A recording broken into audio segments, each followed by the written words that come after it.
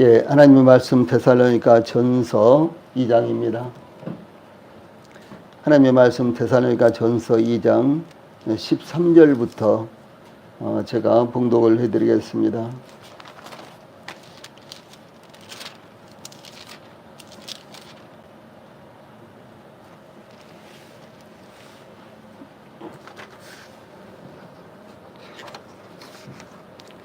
예, 하나님의 말씀 데살로니가 전서 2장 13절부터 16절까지 제가 봉독을 해드리겠습니다. 지금 봉독하겠습니다. 이러므로 우리가 하나님께 끊임없이 감사함은 너희가 우리에게 들은 바 하나님의 말씀을 받을 때에 사람의 말로 받지 아니하고 하나님의 말씀으로 받음이니 진실로 그러하도다. 이 말씀이 또한 너희 믿는 자 가운데에서 역사하느니라. 형제들아, 너희가 그리스도 예수 안에서 유대에 있는 하나님의 교회들을 본받은 자 되었으니 그들이 유대인들에게 고난을 받음과 같이 너희도 너희 동족에게서 동일한 고난을 받았느니라. 유대인은 주 예수와 선자들을 죽이고 우리를 쫓아내고 하나님을 기쁘시게 하지 아니하고 모든 사람에게 대적이 되어 우리가 이방인에게 말하여 구원받게 함을 그들이 금하여 자기 죄를 항상 채우매 노하심이 끝까지 그들에게 임하였느니라. 아멘. 16절 말씀까지 공독을 해드렸습니다. 예, 오늘은 이와 같이 데살로니가전서 2장 13절로 16절 말씀을 통해서 하나님의 말씀에 대한 바른 자세, 이런 주제로 말씀을 전해드리겠습니다. 예, 이 주제는 우리 모든 성도들에게 대단히 중요하고 뿐만 아니라 믿지 않은 분들에게도 이 주제는 대단히 중요한 것입니다. 예, 하나님의 말씀에 대해서 어떤 자세를 가질 것인가, 이것이 그 영혼의 문제를 결판내고 또 뿐만 아니라 영원한 미래를 결정하는 정말로 중요한 말씀이 되는 것입니다. 예, 그러므로 오늘 말씀을 통해서 우리 성도들은 하나님의 말씀에 대한 자세를 바르게 가져야 될 것이며, 또 아직 하나님을 온전히 알지 못하고 공부하지 못한 분들은 하나님 말씀에 대한 바른 자세가 얼마나 중요한 것인가 라는 사실을 깨달을 수 있게 되기를 바랍니다. 지금까지 사도 바울이 데살로니가에서 복음을 전할 때 어떤 자세로 그들을 대했으며 복음을 전했는가에 대해서 증거하고 있습니다. 사도 바울과 전도단 일행은 사도라는 권위가 있었으며 또 복음을 전하는 자로서 기득권이 있었지만 그것을 사용하지 않았습니다.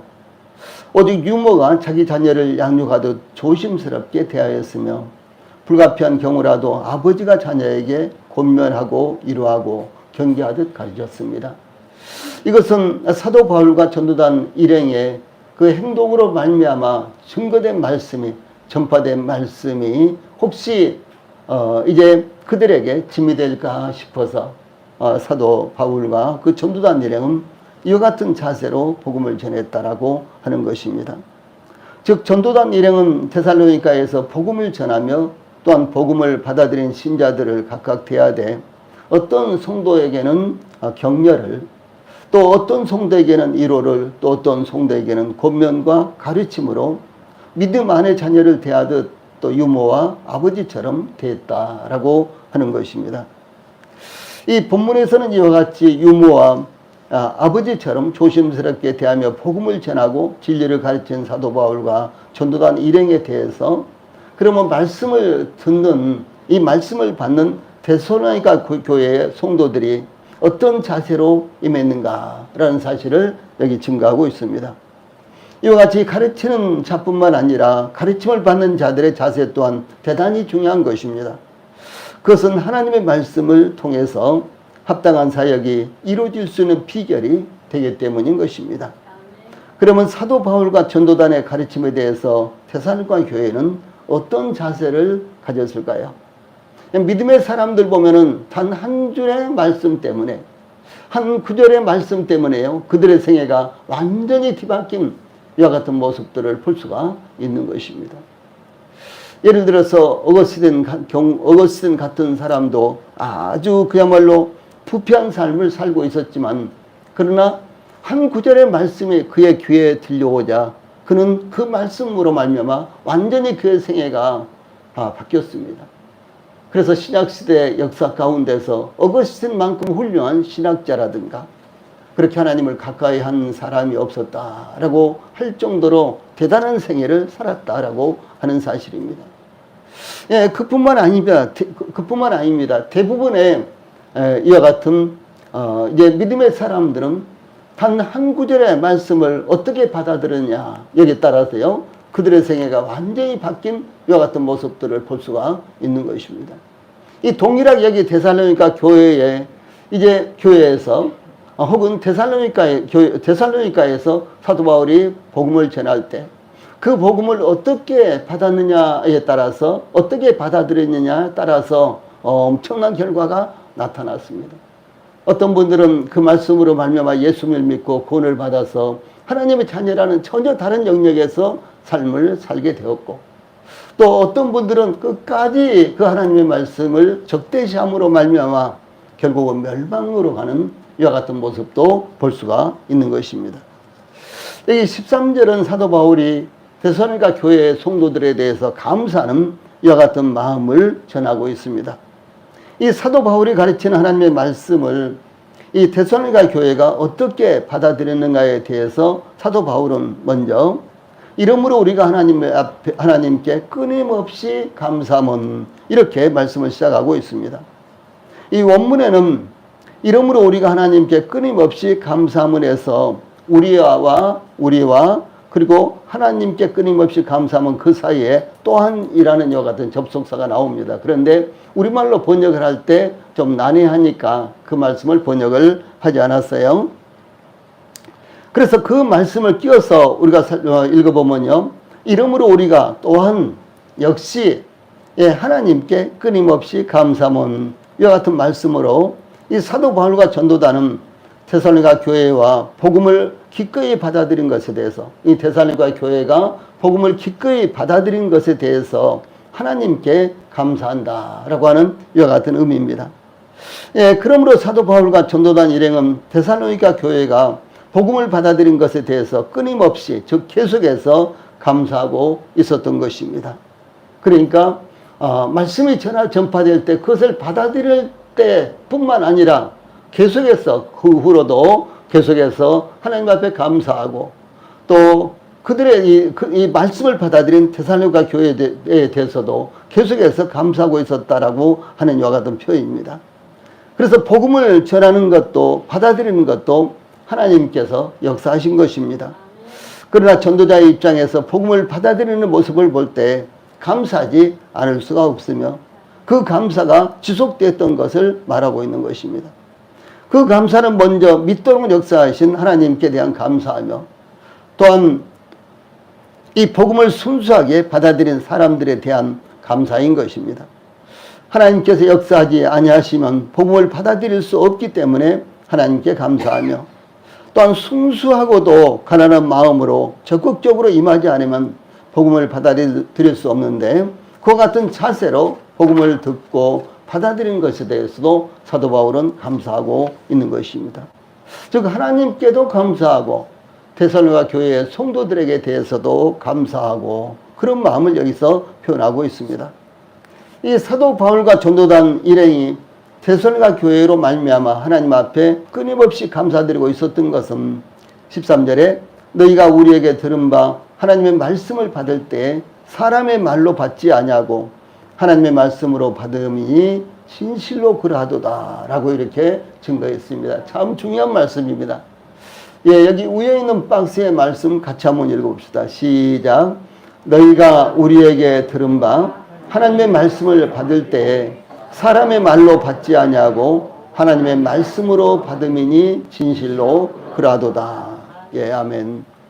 예, 이와 같이 데살로니가 교회 성도들의 자세는 이 사도 바울이 복음을 전할 때 그것을 사도 바울의 말, 사람의 말로 받은 것이 아니라 하나님의 말씀으로 받음으로 말미암아 놀라운 성령의 역사가 일어났다라고 하는 사실입니다. 예, 이것이 얼마나 중요한지 이것은 오늘날 우리 성도들에게도 또 우리가 복음을 전해야 되는 이제 전도 대상자들에게도 동일하게 중요한 것입니다. 예, 어떤 분들은 그냥 세상에서 전해지는 이야기 정도로 이렇게도 받아들입니다. 또 어떤 분들은 그냥 재미로, 흥미로 이렇게 또 받아들이고, 어떤 분들은 그냥 교양적인 이와 같은 말씀으로 이렇게도 받아들입니다. 예, 그러나 가장 중요한 것은 하나님 말씀이 증거될 때 그것을 사람의 말로 받는 것이 아니라 하나님의 말로, 이 사람의 가르침으로 받는 것이 아니라 하나님의 가르침으로 받아들일 때 놀라운 역사를 경험할 수 있다라고 하는 사실입니다. 즉 사도 바울이 데살로니가에서 복음을 전파할 때 그들은 하나님의 말씀을 받을 때 사람의 말로 받지 않고 하나님의 말씀으로 받았기 때문에 그것을 사도 바울은 지금 감사하고 있는 것입니다. 복음을 사람의 말로 받아들인다면 아무 역사도, 어떤 역사도 일어날 수가 없습니다. 오직 역사가 일어날 수 있는 길은 복음을 들을 때 하나님의 말씀으로 받아들여야지만 역사가 일어날 수 있다라고 하는 사실입니다. 예, 어떤 분들은 아주 어렸을 때 이 하나님 말씀을 들었는데 그것을 마음에 딱 하나님 말씀으로 받아들인 분들이 계세요. 예를 들어서 미국의 시카고 무디 교회의 종신 목사인 아이언사이드라고 하는 분은요, 9살 때였는데 그때 그분이 처음으로 이 복음을 들었어요. 그런데 그것이 그 마음 가운데 그대로 믿어졌습니다. 그래서 그는 일생을요, 참으로 놀라운 하나님의 종으로 살았던 이런 분들도 있다라고 하는 사실이죠. 이게 얼마나 참 중요합니까? 그래서 하나님의 말씀을 우리가 어떤 자세로 무엇으로 받아들일 것인가 하는 것은요, 너무너무 중요하다라고 하는 사실을 말씀하고 있는 것입니다. 그 사례를 제가 말씀을 드리겠습니다. 유다의 마지막 성군인 요시야라는 왕이 있죠. 요시야라는 왕은 대단한 성군이었습니다. 그런데 그의 아들 여호야김이라는 아들이 있었는데 그 아들 4년에 하나님께서 선지자 예레미야에게 말씀하신 것을 이제 예레미야에게 말씀하시고 그것을 예레미야에게 두루마리의 책에 기록하도록 지시를 했습니다. 예레미야는 그의 사원 바룩에게 그것을 성전에 있는 백성들에게 낭독하도록 지시를 했는데 그 소식을 들은 유다왕 여호야김, 그러니까 성전에서 예레미야가 책에 기록한 말씀을 이제 말씀이 성전에서 낭독이 되었다라는 소식을 이 여호야김이 듣고요. 이제 그 소식을 들은 여호야김은 이 선자 예레미야가 기록하여 낭독한 이 두루마리를 가져다가 자기 앞에서, 왕 앞에서 읽도록 명령을 했습니다. 그 이제 내용이 여기에 파란 박스에 있는 말씀입니다. 같이 읽어봅시다. 시작. 왕이 여우디를 보내어 두루마리를 가져오게 하매 여우디가 서기관 엘리사마의 방에서 가져다가 왕과 왕의 곁에 선 모든 고관의 귀에 낭독하니 그때는 9째 달이라. 왕이 겨울 궁전에 앉았고 그 앞에는 불 피운 화로가 있더라. 여우디가 서너 쪽을 낭독하면 왕이 면도칼로 그것을 연하여 베어 화로불에 던져서 두 마리를 모두 태웠더라. 왕과 그의 신하들이 이 모든 말을 듣고도 두려워하거나 자기들의 옷을 찢지 아니하였고 엘라단과 들라야와 금마랴가 왕께 두루마리를 불사르지 말도록 아뢰어도 왕이 듣지 아니하였으며, 이런 말씀이 여기에 나타나고 있습니다.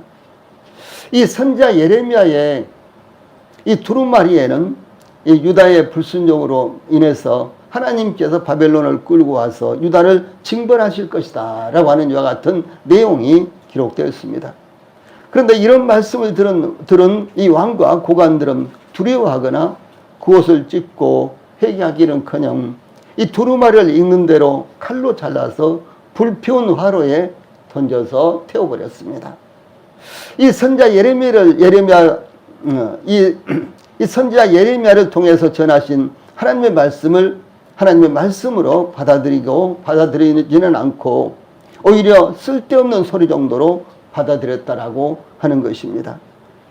그때가 유다의 요시야 왕의 아들 여호야김 제4년인데 아홉째 달 겨울이라 그랬죠. 예, 겨울궁에 앉아서 그런 일을 했습니다. 그런데 그때가 BC 605년이었습니다. 그런데 BC 605년은 고대 근동 지역에서 국제적으로 대단히 중요한 상황이 전개되던 해였는데, 이 바벨론 군대가 유프라데스 강변 갈그미스에서 애굽 군대를 격파함으로 명실공히 근동의 패자로 군림하게 되었던 그런 해였습니다. 그 당시 이제 이 중근동의 이 패자는 바벨론이었습니다. 그리고 저 남부의 패자는 이제 이집트, 애굽이었습니다. 그래서 이제 그 이집트, 애굽과 이제 바벨론이 유프라데스강 유역 그 하류에서 이제 대해전을 하는데, 이 두 군대가 이 100만 군대가 모여서요, 거기서 전쟁을 치렀어요. 그 전쟁의 결과는 느부갓네살이 이끄는 바벨론 군대가 승리하고, 애굽의 바로가 이끄는 애굽 군대가 거기서 패망을 했습니다. 그 전쟁의 이 상처가 얼마나 컸든지 그 후로 다시는 애굽 군대가 올라오지는 못했어요. 그렇게 엄청난 전쟁이었습니다. 예, 그러므로 그 군대, 이 전쟁은요, 엄청난 전쟁이었는데, 그런데 이 애굽 군대를 격파한 바벨론 군대는 이제 그 후에 곧바로요, 수리아와 이 팔레스타인, 그러니까 이스라엘 지역으로 쳐들어왔는데, 예루살렘도 바로 함락을 시켰습니다. 우리가 성경에서 이제 보는 이 다니엘서 1장이라든가요, 이런 말씀들은 바로 그때 상황을 기록한 것입니다. 그때 이제 느부갓네살 왕은 이제 애굽을 쳐부수고 나서 이제 그 수리아와 그러니까 시리아죠, 수리아와 그리고 이제 팔레스타인, 그러니까 이스라엘 나라로 진격에 들어와서 이제 곧바로 예루살렘을 쳤는데 예루살렘을 함락시켰어요. 그래서 이제 예루살렘에서 이 성전에 있는 금은보화를 모두 다 이제 약탈하고, 그리고 이제 이 유대인들 가운데 아주 그야말로 장래가 촉망된 젊은이들, 예, 그리고 또 기술자들을 10,000명을 이제 사로잡아 가고요. 그리고 아주 장래가 촉망된 이와 같은 사람들을 잡아갔는데, 그 중에 한 사람이 다니엘입니다. 다니엘과 그의 세 친구들이 다니엘서에 나오죠. 근데 그때 이제 그들이 포로가 되어서 잡혀간 거예요. 그런데 이 왕은 어떻게 됐느냐? 예, 그 다음에 보면, 자, 같이 읽어봅시다. 시작. 그러므로 여호와께서 유다의 왕 요시아의 아들 여호야김에게 대하여 이와 같이 말씀하시니라. 무리야 그를 위하여 슬프다 내 형제여, 슬프다 내 자매여 하며 통곡하지 아니할 것이며, 그를 위하여 슬프다 주여 슬프다 그 영광이여 하며 통곡하지도 아니할 것이라. 그가 끌려 예루살렘 문 밖에 던져지고 나이같이 매장함을 당하리라. 내가 평안할 때 내가 내게 말하였으나 내 말이 나는 듣지 아니하라 하였나니, 내가 어려서부터 내 목소리를 청종하지 아니함이 내 습관이라. 내 목자들은 다 바람에 삼켜질 것이요 너를 사랑하는 자들은 사로잡혀 가려니, 그때 내가 반드시 내 모든 악 때문에 수차 욕을 당하리라. 이렇게 하나님께서 말씀하셨습니다. 예, 이와 같이 하나님의 말씀을 멸시한 유다가 어떻게 비극적인 종말을 맞이했는지요, 성경과 역사는 증가하고 있습니다. 그래서 여호야김은 왕이 사로잡혔어요. 예, 그래서 아주 비참하게 죽음을 당했고, 또 뿐만 아니라 말씀드렸던 대로 유다와 예루살렘이 완전히 다 약탈을 당하고, 그 중에서 쓸만한 것들은 전부 다 바벨론에 빼앗기고 말았습니다. 그 이유가 무엇입니까? 하나님 말씀을 멸시했기 때문이라는 거죠. 하나님의 말씀을 사람의 말 정도도 생각지 않았어요. 아무 쓸데없는 말씀, 아무 쓸데없는 이야기 정도로 이렇게 생각한 결과, 그 결과는 아주 비참하게 이렇게 끝났던 것을 성경은 증거하고 있습니다. 예, 사도 바울이 아덴에서 복음을 전할 때, 지금의 아테네죠. 이 아덴에서 복음을 전할 때 어떤 에피쿠로스와 스토아 철학자들도 이 바울과 정론할 때 어떤 사람은 이르되 이 말쟁이가 무슨 말을 하고자 하느냐 하고, 어떤 사람은 이르되 이방신들을 전하는 사람인가 보다 하니 이는 바울이 예수와 부활을 전하기 때문이라 라고, 이 사도 바울이 전하는 복음을 말쟁이의 말이라고 평가자라 했다라고 하는 사실이죠. 예, 이 사도 바울이 총독 벨릭스에게 복음을 전하였는데 사도행전 24장 24절로 26절에 보면 수일 후에 벨릭스가 그 안에 유대 여자 두루실라와 함께 와서 바울을 불러 그리스도 예수 믿는 도를 듣거늘 바울이 의와 절제와 장차 오는 심판을 감론하니 벨릭스가 두려워하여 대답하되 지금은 가라, 내가 틈이 있으면 너를 부르리라 하고, 동시에 또 바울에게서 돈을 받을까 바라는 거로 더 자주 불러 같이 이야기하더라 라고 이렇게 증거했습니다. 이 하나님의 말씀을 들으면서도 하나님의 말씀을 들으면서 두려워했지만 마음으로는 받아들이지 않았다라는 사실입니다. 또한 하나님의 말씀을 들어주면서 돈을 받기를 바랐다라고 하는 사실이죠. 얼마나 참으로 하나님의 말씀에 대해서 가치를 알고 있지 못했을까요? 여기 보면 지금은 내가 좀 바쁘니까, 내지는 지금은 내가 시간이 없으니까, 여유가 없으니까 다음에 와라, 틈이 있으면 내가 또 듣겠다, 이런 식으로요 말씀을 거부를 한 것을 볼 수가 있습니다. 오늘날 저희들이 복음을 전하면 다음에 믿겠다라고 하는 사람들이 참으로 얼마나 많습니까? 그러나 다음 그런 기회는요 다시 오지 않을 수도 있다라고 하는 사실입니다. 그래서 이와 같이 또 보면은요, 이 하나님의 말씀을 들으면서도 두려워했지만 마음으로는 받아들이지 않는 이와 같은 사람들이 있었고요. 또 그런가 하면 사도 바울이 새로 부임한 아그리빠 왕과 총독 베스도에게 복음을 전했을 때 바울이 이같이 변명하며 베스도가 크게 소리내어 이르되 바울아, 내가 미쳤도다. 내 많은 학문이 너를 미치게 한다 라고 이렇게 평가절하하고 말았습니다. 예. 조금 전에 제가 여호야김에 대해서 말씀을 드렸는데 그때가 605년이었습니다.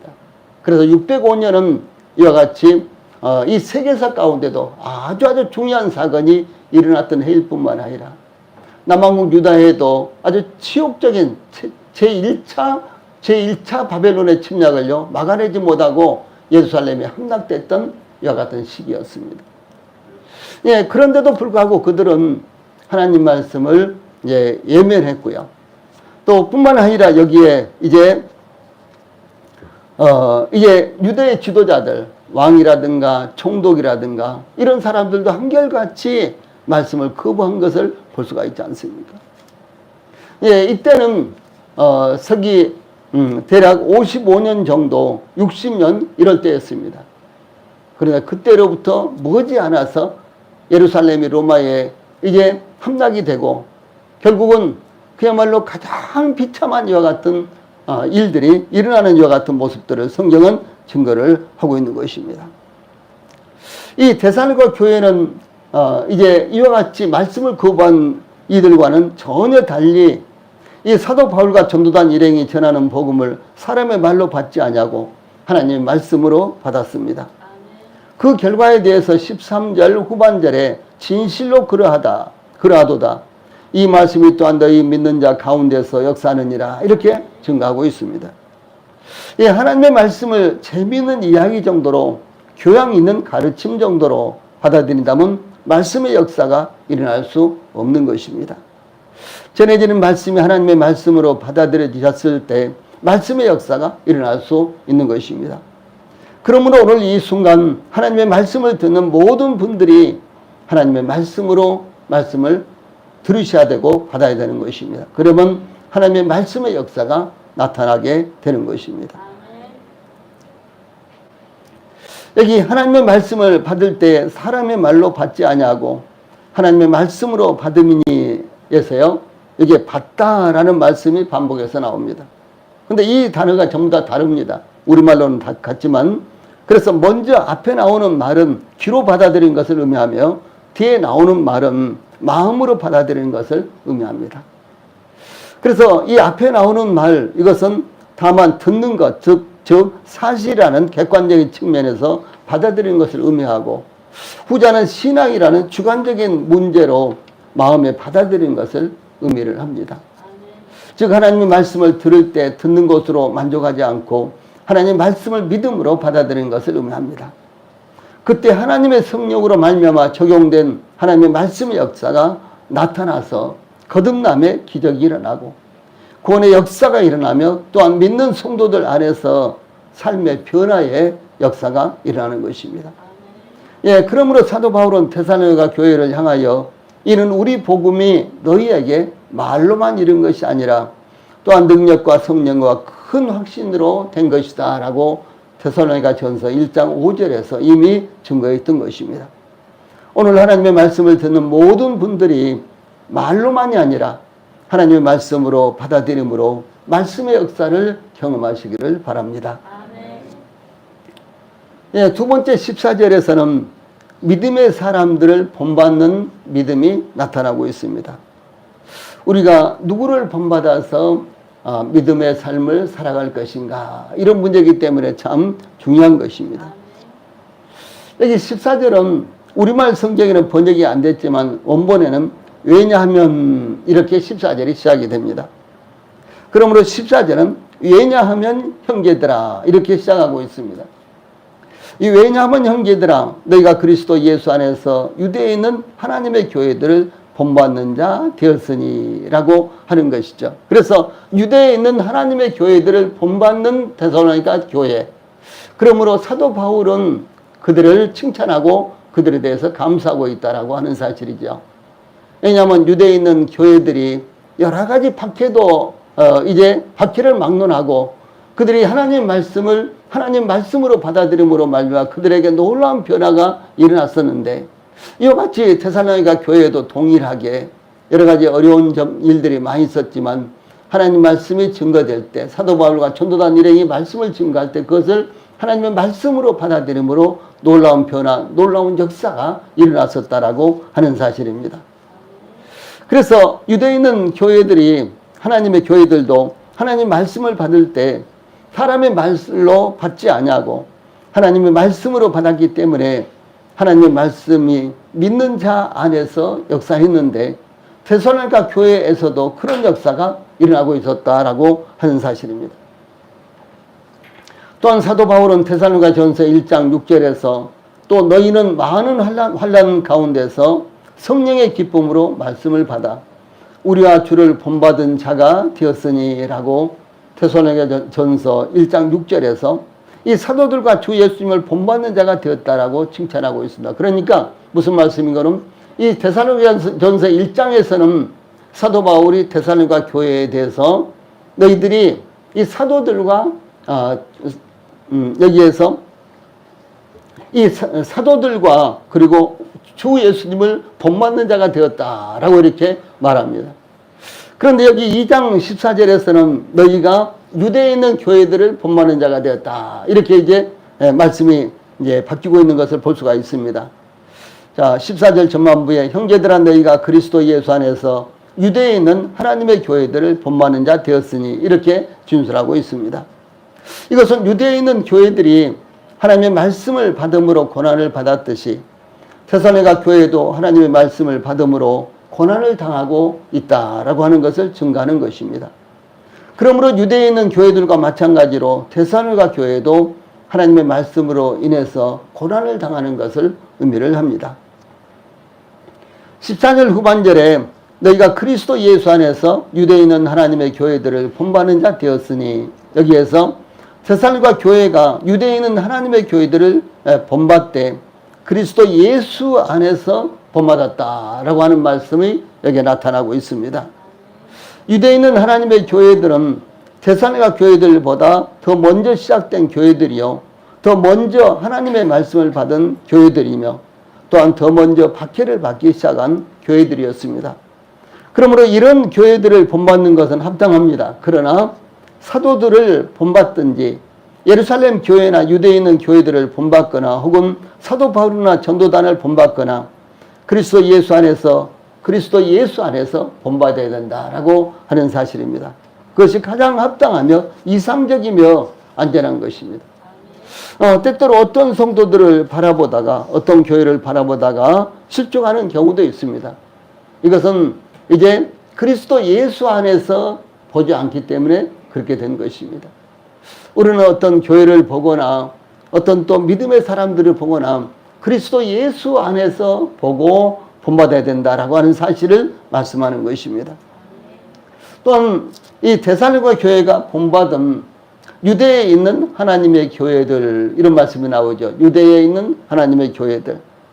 여기서 하나님의 교회들은 인간의 조직이나 세상의 어떤 단체가 아니라 하나님의 주인이시오 하나님에 의해서 운영되는 하나님께 속한 하나님의 교회라는 것입니다.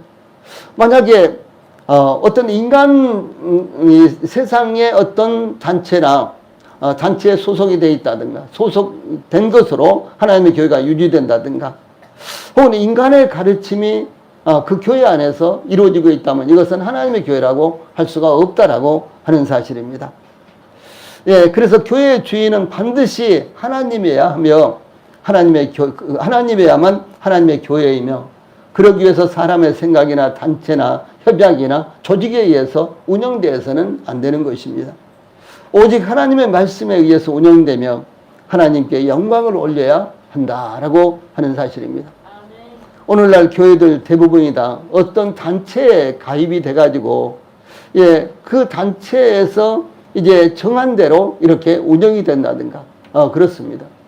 또 뿐만 아니라 로마 가톨릭 천주교회 같은 경우는 이 교황의 말에 의해서 그것이 성경에 있든 성경에 없든 그것은 아무런 상관이 없어요. 왜냐하면 성경보다도 교황의 말이 더 우선적이고 더 권위가 있기 때문에 이 교황의 말에 의해서 교회가 운영되는 것입니다. 이와 같은 교회는 하나님의 교회라고 할 수가 없다라고 하는 사실입니다. 이 데살로니가 교회가 유대에 있는 교회들을 본받은 결과는 육신적으로 편안하고 평안한 것이 아니었습니다. 큰 붕이 일어났던 것을 의미하는 것도 아니었습니다. 오히려 데살로니가 교회가 유대에 있는 교회들을 본받음으로 14절 후반절에 그들이 유대인에게 고난을 받음과 같이 너희도 너희 동족에게서 동일한 고난을 받느니라 이렇게 증가하고 있습니다. 유대인 신자들은 유대인들에게 고난을 받았습니다. 이와 마찬가지로 데살로니가 교회는 그들 민족들로부터 고난을 받았습니다. 그러므로 하나님의 말씀을 받은 신자들은 어디에서나 동일한 고난을 받는다는 것이 이 말씀의 요지가 되는 것입니다. 사도 바울이 로마에 도착하여 복음을 전하기 위해서 유대인 중 높은 사람들을 초청했는데 그들은 사도 바울에게 이에 우리가 너희 사상이 어떠한가 듣고자 하니 그래 듣기 위해서 우리가 여기 왔는데 이 파에 대하여는 어디서든지 반대를 받는 줄 알기 때문이라 이렇게 말했습니다. 이 말씀은 참 중요한 것인데 이 복음을 전했을 때 환영받는 곳이 아무데도 없다. 데살로니가 교회에서도 환영받지 못했고 또 유대에서도 환영받지 못했고 그런가 하면 심지어 로마에서도 환영받지 못하고 있다라고 이렇게 말씀하고 있는 것입니다. 그러므로 오늘날 저희들이 복음을 전함으로 반대를 받고 혹 고난을 받는다고 할지라도 그 고난은 주님의 고난에 참여하는 것이며 일찍이 믿음의 선진들이 받았던 동일한 고난에 동참하는 것입니다. 그러므로 그 고난은 고통스럽기는 하지만 그 고난이야말로 영광스럽고 복된 것이다 라는 사실을 기억하시기 바랍니다. 마지막으로 15절과 16절에서는 그럼 박해는 어디서부터 왔는가 혹은 어디서부터 시작됐는가 이런 말씀이 나옵니다. 이 사도 바울은 데살로니가 교회가 하나님의 말씀을 받음으로 당하는 고난은 유대에 있는 교회들이 유대인들로부터 당하는 고난과 동일한 고난이라는 것을 증가하고 있습니다. 그런데 그 고난은 예수님을 비롯하여 믿음의 선진들이 받았던 고난과 동일한 고난으로 그 고난의 가해자들은 유대인들이었다라는 것을 증가하고 있습니다. 이 사도 바울은 15절에서 유대인은 주 예수와 선자들을 죽이고 우리를 쫓아내고 하나님을 기쁘시게 하지 아니하고 모든 사람에게 대적이 되어라고 고난의 원천이 유대인들에게 있다라고 하는 사실을 강렬하게 지적하고 있습니다. 여기 15절에는 5가지의 유대인들의 죄악이 명시가 되어 있는데 그 첫 번째로 유대인들은 주 예수님을 죽였습니다. 예, 주 예수님에게는 아무런 잘못이 없었습니다. 죽일 만한 이유가 없었습니다. 예, 주 예수님을 신문한 제사장들, 그리고 또 헤로당, 그리고 마지막 십자가형의 언도를 내린 이제 로마 총독 빌라도, 그들이 예수님을 계속해서 반복해서 신문을 했지만 예수님에게는 죽일 만한 제목이 아무것도 없었습니다. 예, 그런데도 불구하고 유대인들은 주 예수님을 죽였습니다. 여기에 주 예수라는 표현이 나오죠. 주 예수. 이 성경에 보면 주 예수 그리스도라는 이와 같은 표현들이 나옵니다. 그런데 이 표현은 예수님이 여호와 하나님과, 구약의 여호와 하나님과 동등하신 신성을 가지신 하나님이시다라고 하는 것을 의미합니다. 여기 구약 성경에 여호와라고 나온 말씀을, 여호와라고 하는 이와 같은 하나님의 명칭을 그 당시 이스라엘 사람들, 유대인들은 그 당시 유대인들, 이스라엘 사람들은 바로 여기에 주라고 이 아도나이 혹은 이 아도나이라는 이와 같은 이름으로 바꿔서 불렀습니다. 그래서 구약 성경에 나오는 여호와라는 이와 같은 명칭은 너무 장엄하고 위대하기 때문에 감히 그 이름을 유대인들이요 부를 수가 없었어요. 예, 그래서 구약 성경에 여호와라는 단어가 많이 나오지 않습니까? 약 8,000여 번 이상 나옵니다. 그런데 여호와라는 단어가 나오면은 그때 아도나이라고 이렇게 불렀어요. 아도나이란 말은요, 나의 주 혹은 나의 하나님, 그런 의미가 되는 것입니다. 예를 들어서 저희들이 뭐 요즘도 마찬가지입니다만은 저희 아버님의 이름을 물었을 때 예, 누구입니다. 이렇게 곧바로 대답하기가 쑥스럽잖아요. 그렇죠? 이 통상적으로 그렇게 하지도 않습니다. 그러니까 함자를 무슨 자입니다. 이렇게 이제 말씀을 드린다거나 그렇게 하잖아요. 예, 그런 식으로 유대인들이 하나님의 이름이, 여호와라는 이름이 구약 성경에 나오면 그것을 읽을 때 바로 읽지 못하고 바로 아도나이라고 이렇게 읽었다는 사실이죠. 그리고 계속해서 전통적으로, 계속해서 반복적으로, 계속해서 이렇게 하다 보니까요, 이 구약 성경에 나오는 여호와라는 단어를 우리는 여호와를 읽지 않습니까? 그런데 어떤 성경에 보면 야훼라고 되어 있어요. 우리가 방송 들어보면 어떤 목사님들은 야훼 하나님이 막 이렇게 하지 않습니까? 어떤 목사님들은 여호와 하나님. 그런데 야훼가 맞는지 여호와가 맞는지. 그리고 저 여호와의 증인들은 여호와가 유일한 하나님이다 이렇게 말합니다. 그런데 그 여호와라는 명칭 자체가요, 정확하게 뭔지 모릅니다. 그리고 다 잊어버렸어요. 유대인들도 전부 다 잃어버리고. 이 원래 성경에 기록될 때 그 이름을요, 다 잊어버렸습니다. 예, 그래서 여호와라는 단어가 나와도 그 여호와를 읽지 않다 보니까 모두가 다 아도나이로밖에 모르고 있는 거예요. 근데 그 아도나이가 바로 여기에 주 예수 그리스도 할 때 그 주라는 이와 같은 이름입니다.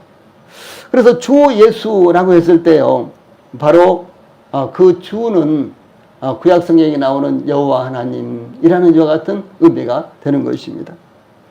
그래서 유대인들은 예수님을, 하나님이신 예수님을 죽이기 위해서 로마 총독 빌라도에게 예수님을 고소를 했고요. 또 빌라도는 예수님에게서 아무런 죄도 찾지 못했지만 유대인들은 가진 협박과 밀란을 일으키려는 기세로 압박하여 예수님을 십자가에 못 박게 하므로 예수님을 죽인 장본인은 바로 유대인들이 됐다라고 하는 사실입니다. 두 번째로 유대인들의 죄는, 유대인들은 선지자들을 죽였습니다. 선지자들은 하나님의 말씀을 전하기 위해서 하나님께로부터 보내심을 받은 사람들이었습니다. 그러나 유대인들은 하나님의 말씀을 듣지 않기 위해서 선지자들을 박해했는데, 이 선지자 이사야는 므낫세 통치하에서 톱으로 켜서 죽음을 당했어요. 그래서 이제 예를 들어서 대나무라든가 나무를요, 이렇게 쭉 이제 방석처럼 엮어서, 그리고 이제 거기에 사람을 눕히고 똘똘 이게 말아가지고 묶어가지고 톱으로 이렇게 켜서 죽였답니다. 그래서 그것이 이제 구약 시대에 톱으로 켜서 사형을 시키는 이와 같은 사형 방법으로 활용이 됐어요. 예. 그런데 이사야는 이렇게 죽음을 당했습니다. 특별히 므낫세라는 이 사람은 왕은요, 그의 아버지가 히스기야였어요. 근데 히스기야의 가장 가까이서 섬겼던 선지자가 바로 이사야입니다. 예, 히스기야는 성군이었는데 이 성군 히스기야 가장 가까이서 섬겼던 이와 같은 선지자가요, 이사야입니다. 그런데 바로 그 아들 므낫세라는 아들이 아버지와 가장 가까이서 그리고 국정을 함께 논의하고 함께 기도하고 그런 내용들이 굉장히 많이 나오죠. 예를 들어서 이사야에서 36장, 37장, 38장 이런 데 보면 이제 함께 기도하고 함께 이 기도로서 이제 왜군들을 이와 같이 물리치고 이런 내용들이 많이 나오는데 바로 그 선지자인 이사야를 이렇게 죽였습니다. 그런가 하면 또 선지자 예레미야는 유대인들에게 강제로 애굽으로 끌려가서요, 돌에 맞아서 죽음을 당했습니다. 그래서 이제 돌에 맞아 죽음을 당했다라는 내용은 이제 전승으로 이렇게 전해져 내려오고 있고, 조금 전에 말씀드렸던 대로 선지자 이사야가 톱에 켜져서 죽었다라고 하는 것은 성경에 이 히브리서 11장에 나오는데 이름이 안 나옵니다. 그래서 그 분이 바로 선지자 이사야다 이렇게 전승해서 전해지고 있습니다. 또한 유다의 요아스라는 왕은요, 자기를 살려주고 왕위에 등극하게 했던 사람이 여호사밧이라는 이와 같은 대제사장이 있는데 그의 아들인 선지자 스가랴 혹은 사가랴고도 해요. 이 선지자를 여호와의 성전 뜰 안에서 돌로 쳐서 죽였습니다. 이것이 바로 그래서 유대인들이 자기들은 하나님의 말씀을 정말 존중하고 가까이하고 이런다고 말하지만 실질적으로는 그렇지 않았다고 하는 사실이죠. 이것을 지금 말씀하고 있는 것입니다. 세 번째로 유대인들의 죄는 이 사도들을 쫓아내었습니다. 유대인들은 예루살렘과 유대에서 사도들을 쫓아내었고요. 비시디아, 안디옥, 이고니온, 루스드라, 데살로니가, 베레아 등지에서도 전도단들 그리고 사도들을 쫓아냈고요. 또 유대인들뿐만 아니라 이방인들도 사도들과 전도단을 박해하며 쫓아내었는데 여기에 유대인들이 항상 동조를 했습니다. 네 번째로 유대인들은 하나님께서 보내신 메시아를 거부함으로 하나님을 기쁘시게 하지 않았습니다.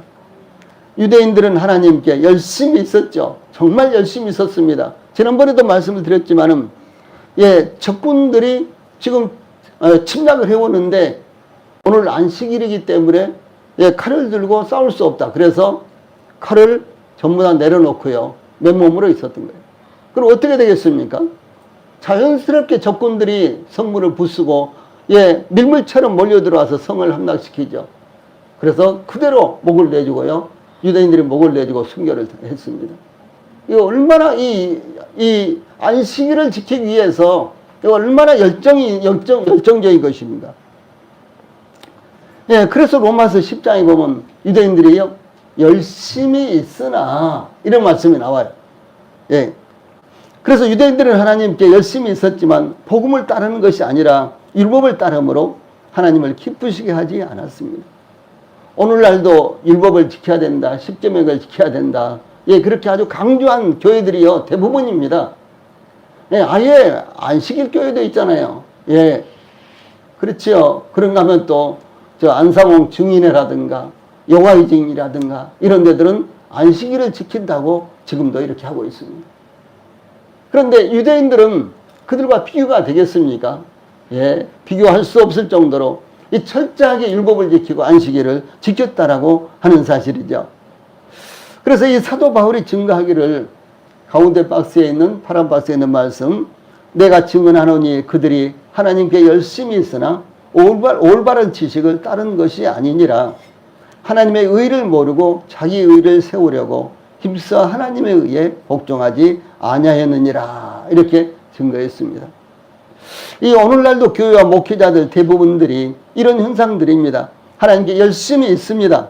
그러나 복음의 말씀을 따르는 것이 아니라 하나님의 의를 알지 못하기 때문에 자기 위에 세우려고, 이 자기 의를 세우려고 하나님의 의에 복종하지 않았다라고 하는 사실입니다.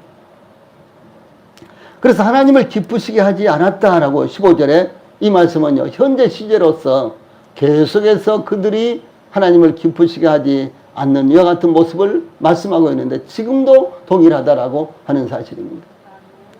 이 성경에 예수님께서 십자가에 못 박혀 죽음을 당하심으로 우리의 모든 죄가 단번에 영원히 대속됐다 하는 것은요, 수도 없이 많이 일어납니다. 만약 여러분들이 히브리서 7장부터 8장, 9장, 10장까지 이렇게요, 10장, 18절까지 히브리서 7장부터 10장, 18절까지를 자세히 읽어보면요, 우리의 모든 죄가 단번에 예수님의 십자가의 피로, 예수님의 십자가의 죽음으로 용서됐다, 사해졌다라는 말씀이요, 7번이나 나옵니다. 예. 이 모두가 다 이런 말씀들을 대합니다. 그런데도 불구하고 많은 목회자들이 히브리서는 너무너무 난해해, 히브리서는 너무너무 어려워, 그래서요, 아주 목회를 오래 한 분들도 나는 히브리서로 설교해 본 적이 한 번도 없어, 이렇게 말하는 사람들이 꽉 찼습니다. 그런데 이 깨달은 마음으로 히브리서를 보면 얼마나 놀랍습니까? 히브리서가 얼마나 우리들에게 확신을 줍니까?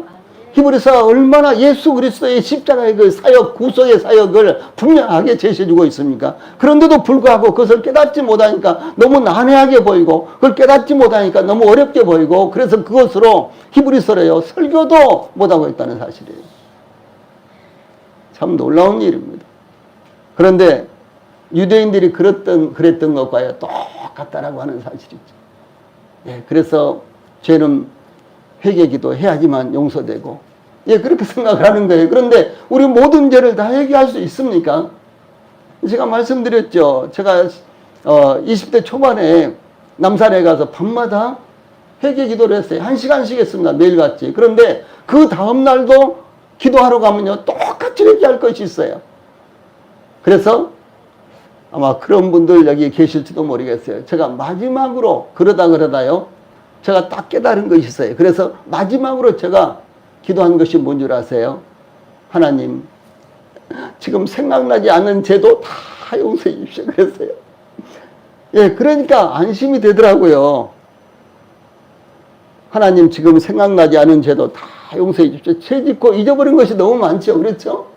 예, 그래서 지금 생각나지 않은 죄도 다 용서해 주십시오. 이렇게 기도를 해야지 하니까요, 마음에 조금 평안이 왔어요.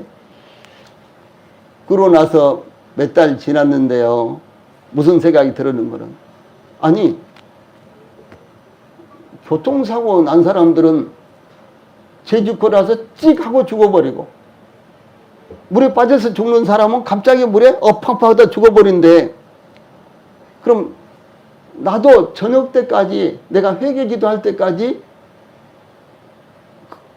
견디지 못하고 그 안에 죽어버리면 나는 어떻게 되지? 그럼 나는 죄 용서 받지 못하고 회개하지 못해서 지옥 가는 것이 아닌가? 그런 생각이 들으니까요, 또 얼마나 또 두렵고, 그러면 죄를 안 지을 수밖에 없는데, 죄를 안 짓는 수밖에 없는데, 또 살아보면 또 죄를 안 지을 수가 없잖아요.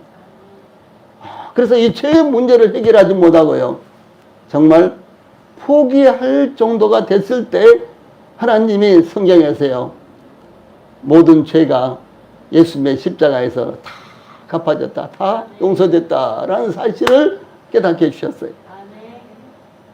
완전히 지쳐있을 때, 예, 회개 기도 날마다 밤에 산에 가서 기도할 때, 그리고 이제 끝에다가 또 그런 말씀을 붙이고, 또 그것도 아니에요. 예, 그래서 정말 두려웠고, 예, 그래서 어찌할 바를 모르고 거의 지쳐가고 있을 때, 그때 하나님께서 모든 죄가 십자가에서 다 대속됐다는 사실을 깨닫게 해주셨어요. 이것이 얼마나 놀라운 것입니까? 예. 이 사실을요, 대부분 모르고 있는 거예요. 기독교인들이 대부분 모릅니다. 예.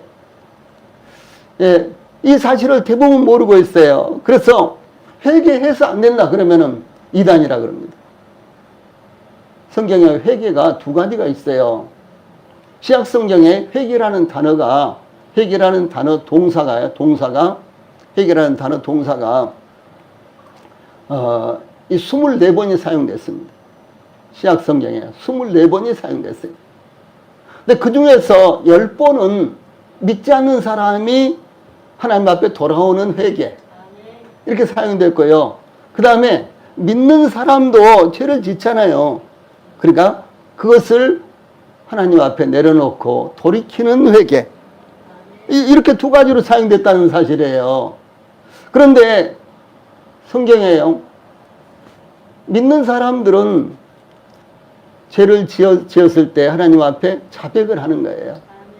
그래야지만 하나님과 교제가 다시 회복이 돼요. 교제가요.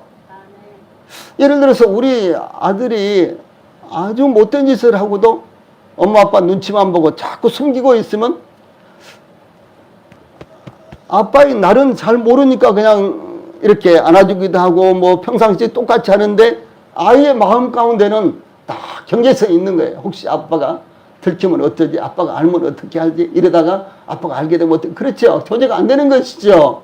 그때 내 아이가, 제 아이가요, 그것을 아빠한테 털어놓고 아빠 사실은 제가 이렇게 잘못했어요. 그랬어? 알았어. 앞으로 그렇게 하지 마. 이러면 다 끝나지요. 그렇죠? 다 끝나죠. 이것이 자백이라는 것이죠. 근데 성경은 오늘 내가 도둑질도 하고 오늘 내가 나쁜 짓도 하고 오늘 내가 이렇게 했습니다. 이렇게 합니다. 이것을 회개라고 성경은 가르치고 있지 않아요. 예. 회개는 가다가 잘못 가고 있구나 하고 돌이키는 거예요. 이렇게. 그렇죠. 아니 공집사님이 연천 가다가 두 부부가 연천 지금 신나게 가고 있는데 가다 보니까 어디로 가고 있는 건 수원으로 가고 있는 거예요. 제대로 가고 있습니까?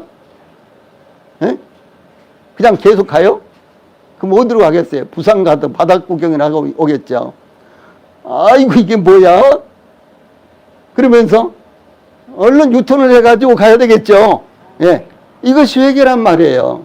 그래서 회개라는 단어는 헬라어 회개라는 단어는요, 다시 생각하다 그런 말이에요. 다시 생각하다. 예, 그래서 돌이키는 거예요. 이것이 회개예요. 예, 예, 그 정도 하고요.